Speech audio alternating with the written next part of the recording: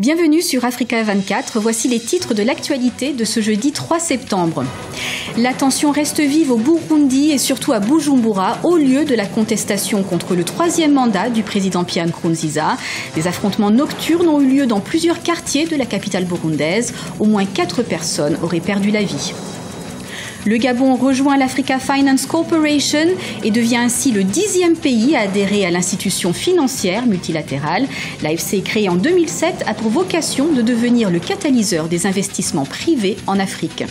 Et puis tous les yeux sont rivés sur Brazzaville qui abrite les 11e Jeux africains jusqu'au 19 septembre. Découverte en fin d'édition du très impressionnant complexe sportif de Kentele, spécialement construit pour l'occasion. Mais avant de développer ces titres, 9 ans après le premier mandat d'arrêt international à son encontre, Bosco Ntaganda comparaît depuis ce 2 septembre devant la Cour pénale internationale de La Haye. Jugé pour crime de guerre en République démocratique du Congo, l'ancien chef de guerre doit répondre de 18 chefs d'accusation, dont ceux d'assassinat, viol, pillage et enrôlement d'enfants soldats. Général dans l'armée congolaise de 2007 à 2012, Bosco Ntaganda était le fugitif le plus recherché dans la région des Grands Lacs, jusqu'à ce qu'il se rende en mars 2013. Au cours de son procès, l'accusation devrait présenter près de 8000 documents. Les témoins, quant à eux, s'exprimeront à partir du 15 septembre. La tension ne faiblit pas à Bujumbura, capitale burundaise. Au moins 4 personnes ont perdu la vie et une dizaine de policiers ont été blessés après 2 jours d'affrontements nocturnes entre jeunes et forces de l'ordre dans des quartiers contestataires du troisième mandat du président Pierre Nkurunziza. Une dizaine de personnes ont également été arrêtées. Les précisions de Lizelsi Akizimana. Regain de violence à Bujumbura, la capitale burundaise. Des tirs à l'arme lourde et d'explosions de grenades ont été entendus dans les quartiers du sud et du nord de Bujumbura, mardi 1er septembre et mercredi 2 septembre 2015. C'est vraiment une situation de guerre civile pratiquement qui s'installe quand vous avez pratiquement tous les soirs dans 3-4 quartiers de la ville où ça tire à longueur de nuit sans répit, et que ces quartiers sont pratiquement des quartiers communes pratiquement assiégés par la police ou par l'armée, le jour ou la nuit, c'est que c'est dans quelque chose d'extrêmement grave, mais qu'on ne semble pas le prendre au sérieux comme il se devait. Nous sommes dans quelque chose d'extrêmement grave. Les armes crépitent à longueur de nuit et parfois de jour, c'est quelque chose de bien grave. En 2 jours, ces violences ont fait au moins 4 morts civiles et 10 policiers blessés et plusieurs arrestations.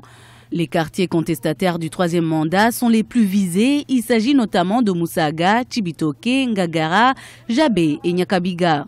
Il est difficile de rétablir l'ordre dans des quartiers, disons, qui contestent toujours le président, à moins d'être devant chaque maison. Le rétablissement de la confiance entre la police et la population des quartiers contestataires passe nécessairement par un dialogue de l'opposition et le pouvoir, et aussi l'éclaircissement de tout ce qui s'est passé au niveau des violences, des jeunes qui sont emprisonnés, des jeunes qui sont tués. Donc c'est vraiment la condition sine qua non. Il faut aussi qu'il y ait des discussions, des débats dans les quartiers pour que la police se familiarise avec les gens et aussi que les gens comprennent le travail de la police. Lors de son discours radiodiffusé du 26 août 2015, le président Pierre Nkurunziza avait donné 2 mois au comité mixte de sécurité pour neutraliser les groupes armés présents sur le territoire burundais, surtout à Bujumbura. Le Gabon vient de conclure son adhésion à l'Africa Finance Corporation, devenant ainsi le 10e membre de cette institution multilatérale de financement qui a pour vocation d'offrir des solutions de financement novatrices. Awa Barkala. Le Gabon, officiellement membre de l'Africa Finance Corporation, l'AFC, l'institution financière multilatérale permet aux pays riches en ressources de pouvoir emprunter pour mieux investir dans les infrastructures. Pour le Gabon, c'est ceci de particulier d'appartenir à une liste restreinte de pays qui puissent bénéficier des investissements de façon privilégiée, de façon directe, et avoir un interlocuteur direct. Et ça se traduit de façon opérationnelle par tout ce qui relève des taux d'intérêt des emprunts qui seront souscrits par le Gabon. L'AFC est une institution financière multilatérale créée en 2007 avec un capital initial de 1,1 milliard de dollars. Ses principaux actionnaires sont les pays membres ainsi que des institutions financières africaines telles que les groupes bancaires Ecobank, UBA, First Bank of Nigeria et la Banque centrale du Nigeria. Le Gabon, en tant qu'État, a tout bénéfice d'adhérer à des bailleurs de fonds, en tout cas à diversifier le nombre de bailleurs vers lesquels il se retourne lorsqu'il veut se financer.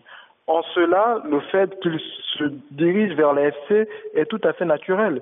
Le niveau des ressources n'a pas grand-chose parce que lorsqu'on a un État, peu importe le niveau des ressources, on a besoin de se financer. Donc il faut avoir des bailleurs qui puissent répondre à l'appel aux besoins. Le Gabon est le 10e pays africain à adhérer à cette institution financière basée à Lagos après le Nigeria, le Cap-Vert, le Tchad, le Ghana, la Guinée-Bissau, la Guinée, le Libéria et la Sierra Leone ainsi que la Gambie.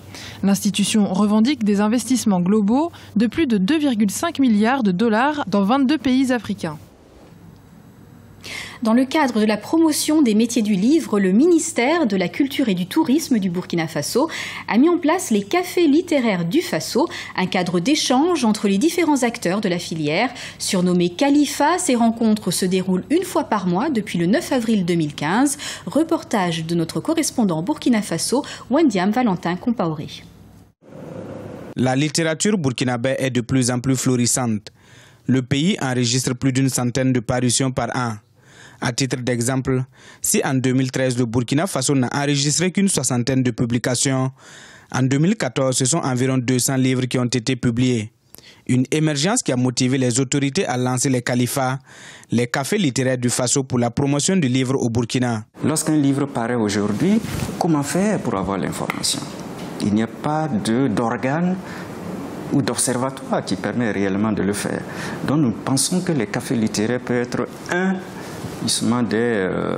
des moyens de permettre justement la diffusion de l'information sur le livre. Le café littéraire, c'est à la fois un espace de discussion, mais c'est également à la fois un marché. Cette plateforme de rencontre entre lecteurs et auteurs permet aussi de dynamiser la lecture, décortiquer l'industrie du livre, de la production à la consommation en passant par la distribution. Une occasion pour ces lecteurs-là de pouvoir connaître même les auteurs, de pouvoir échanger avec eux-mêmes. Et cela peut susciter même une envie d'écrire. Et cela aussi permet à l'écrivain de pouvoir améliorer même ses écrits.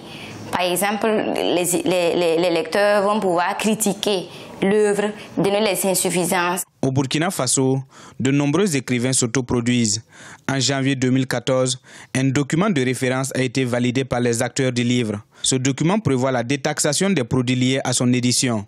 Selon les spécialistes, il faut une véritable industrie du livre pour une émergence du lectorat dans un pays où le taux d'alphabétisation est d'environ 29%.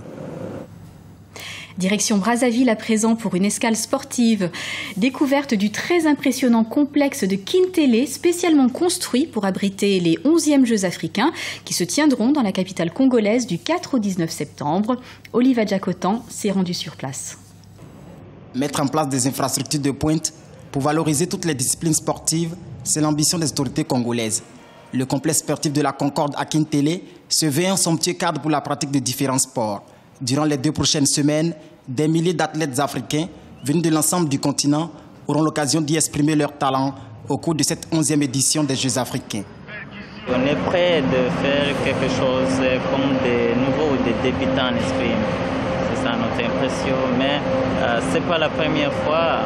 On va essayer de faire quelque chose quand même. Le complexe sportif de la Concorde à Kintélé est bâti sur une superficie de 90 hectares. Il est l'une des meilleures infrastructures sportives existantes sur le continent. Il donne déjà beaucoup d'espoir à certains Africains. Ce que les Congolais ont fait est la preuve que nous pouvons accueillir les Jeux olympiques en Afrique. Plusieurs pays africains s'inscrivent désormais de plus en plus dans la construction d'infrastructures adéquates pour l'épanouissement de la jeunesse à travers le sport. Mais l'entretien de ces grandes œuvres reste un nouveau pari à gagner pour leur pérennisation. Ce journal a été réalisé par l'ensemble de la rédaction. Nous vous remercions de votre fidélité. Dans un instant, une nouvelle édition de l'actualité sur Africa 24.